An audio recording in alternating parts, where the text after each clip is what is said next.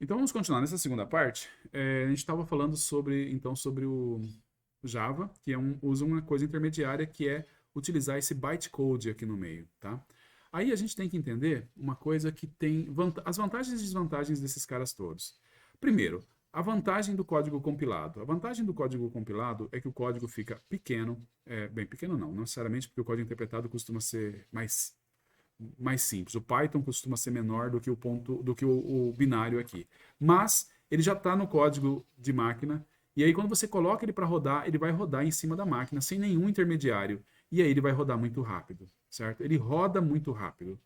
Por quê? Porque boa parte do trabalho foi gasto na hora de fazer a compilação aqui. E uma vez que você compilou o teu código não precisa mais do compilador, não precisa mais do fonte, então, por exemplo, você pode fazer o seguinte, Gustavo. Você pode pegar e fazer um código em C, compilar o código em C e mandar só o executável para a pessoa. E a pessoa só roda o executável. Na verdade, é assim que você está rodando o seu computador, por exemplo. Provavelmente você tem um monte de programas no seu computador que você não tem o fonte. Porque o cara compilou e mandou para você só o executável. Certo? Você está usando o quê? Linux ou Windows? Ou Mac? Linux. Linux? Ai, que bonito. Então, quer dizer, em Linux nem é tanto assim. Em Linux, a maior parte das coisas que você quiser, você consegue o código-fonte do programa. O Windows, não. No Windows, você nunca vai conseguir mandar um e-mail para a Microsoft pedindo o código-fonte do Word. Você não vai conseguir, entendeu?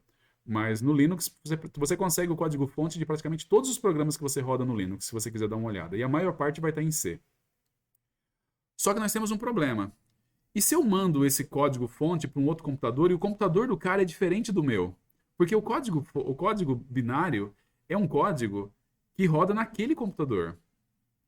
Porque os computadores diferentes, os computadores são diferentes. Se você for para um supercomputador, o celular, qualquer coisa, os códigos não são compatíveis. Ninguém garantiu que o código de máquina é compatível. Você tem máquinas totalmente diferentes. E as máquinas podem ter códigos totalmente diferentes. Então, se eu faço um programa, gero um executável e mando para você, Gustavo, você vai conseguir rodar o executável na sua máquina?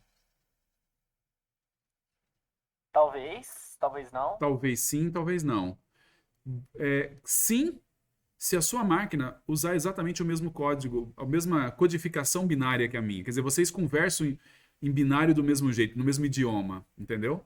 Não se a sua máquina não for assim. Por exemplo, se a sua máquina for Windows e a minha for Linux. Mesmo sendo o mesmo código, tem umas diferenças na hora de carregar o código, na hora de fazer o código. O código não, na hora de fazer o executável grudar na máquina ali, colocar ele em cima da máquina, tem o Linux ou o Windows tem que entrar em cena e eles fazem de forma diferente, já é o suficiente para você não conseguir rodar uma coisa na outra. Mas mais que isso ainda, você poderia ter uma máquina Linux aí, uma máquina diferente da minha, totalmente diferente da minha.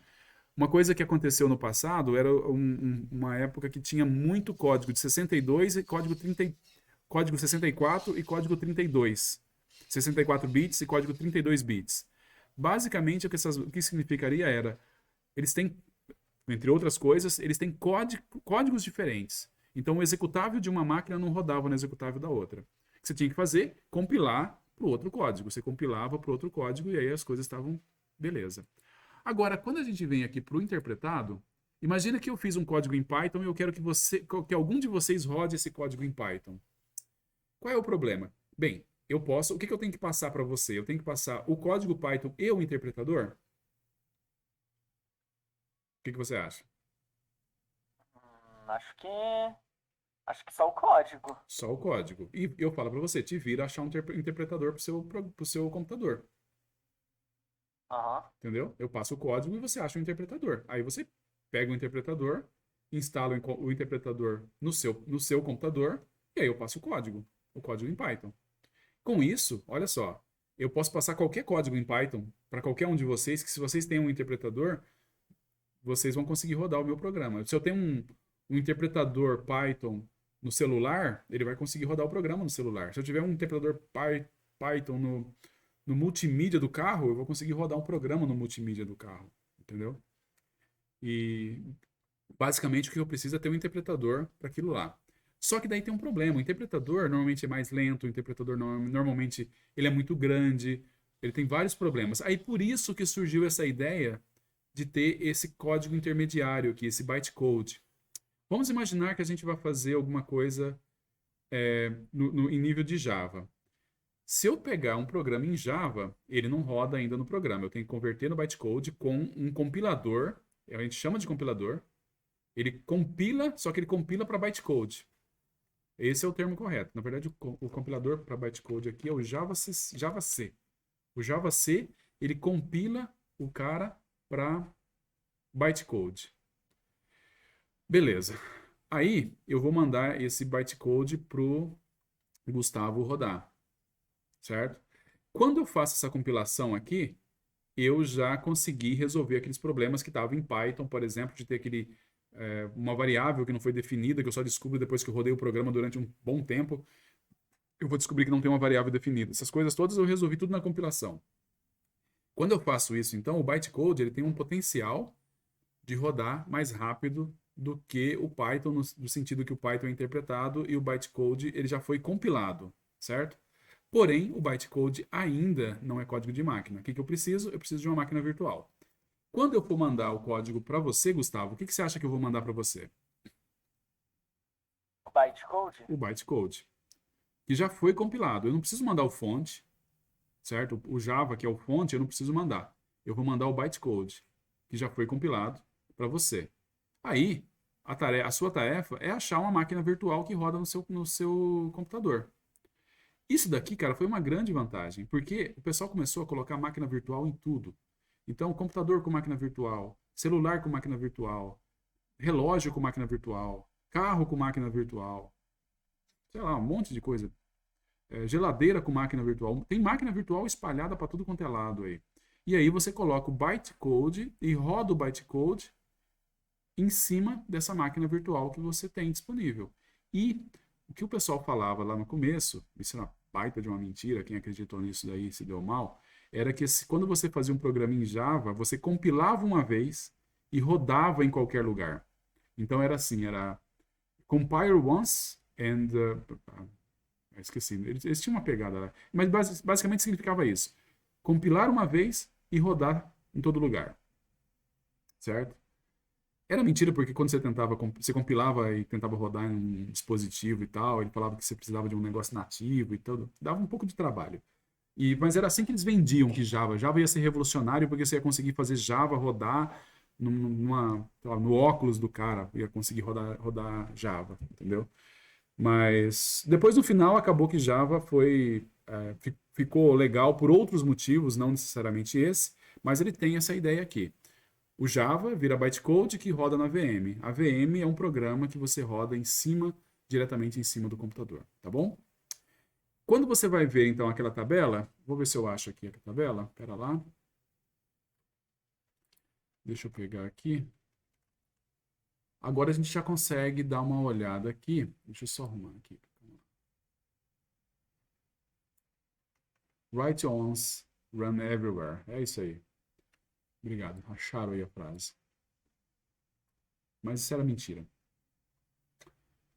Então nós temos aqui, olha, quando nós olhamos a nossa tabela que a gente viu na aula passada, a gente tem as linguagens.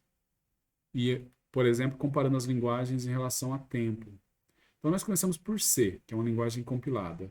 Depois Rust, compilada. C++, compilada. Ada, compilada. Java, virtual. Então C virtual, ele dá o primeiro passo e faz com que ele seja mais rápido. Ele seja rápido também, mesmo dando o primeiro passo. Aí nós temos outras linguagens que são compiladas, mas que já perdem, como eu falei, eu fiquei surpreso com isso, mas que perdem para Java, que é virtual. Então nós temos Chapel, nunca ouvi falar, Go, Pascal, Ockham, todas elas perdem um pouco, mas aí depois vem C Sharp, máquina virtual, Lisp, máquina virtual, Haskell, compilada, Swift, blá, blá, blá. E aí as primeiras interpretadas aparecem aqui embaixo, ó. JavaScript, Dart, Hack, PHP, Ruby, que é Ruby. Ruby é legal, é um programa em Ruby para rodar numa máquina virtual Java. Ruby, Perl, todas elas aqui elas são interpretadas, entendeu? E elas são muito, muito mais lentas do que as que a gente tem aqui em cima. Tá bom? Então, basicamente, é essa a história. A gente tem máquina virtual para você resolver parte da compilação e depois deixa para a parte que você está rodando. Por fim, só um comentário. Por que Java melhorou bastante? Eu fui atrás de como é que eles conseguiram tanto desempenho assim. E principalmente nesse benchmark que eles usaram para comparação, tinha muito caso disso daí. Ah, eles têm uma tecnologia chamada Just in Time. Eles fazem o seguinte: eles pegam esse cara aqui, eles transformam isso aqui num bytecode. O bytecode está rodando na máquina virtual. Só que a máquina virtual, ela tem um compilador que compila bytecode para código de máquina. Certo? Olha a sacada. Ele compila a máquina virtual, ela tem aqui dentro dela um compilador, e conforme ele vai compilando, ele vai rodando o bytecode, ele vai compilando o bytecode em código de máquina. E aí, da próxima vez que eu tiver que rodar aquilo ali naquela execução, já vai estar em código de máquina e roda rápido. É legal, é bem legal. Ou seja, o programa ele roda, ele vai rodando e se compilando, certo? Ele vai rodando e se compilando. Ele passa pelo laço, ele vai passar pelo laço, e no que ele passa pelo laço, ele fala assim, não, eu acho que eu vou ter que passar por aqui de novo. Então ele compila o bytecode do laço em código de máquina. E da próxima vez ele roda no código de máquina. Então isso é uma tecnologia chamada Just in Time, que faz com que fique bem interessante também. Mas aí surgiu muito depois. No começo não tinha nada disso em Java, e por isso ele era tão lento, tá bom? Então eu vou parar a gravação aqui.